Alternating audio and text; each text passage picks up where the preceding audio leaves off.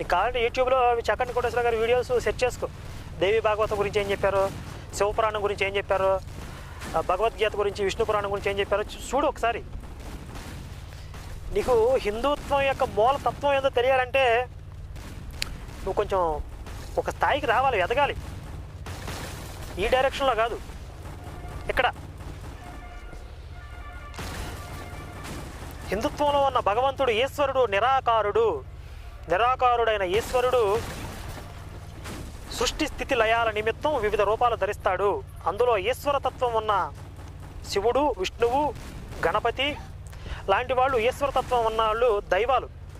వీళ్ళు కాక దేవతలు ఉంటారు, ఇంద్రుడు, అష్టదిక్పాలకులు లాంటి దేవతలు ఉంటారు. అదంతా కొంచెం డెప్త్ సబ్జెక్ట్ అన్నయ్యా. శివుడైనా, విష్ణువైనా, అమ్మవారైనా నిరాకారుడైన పరబ్రహ్మమే. రూపాలు, పేర్లు మారతాయి. ఇంత చిన్న విషయం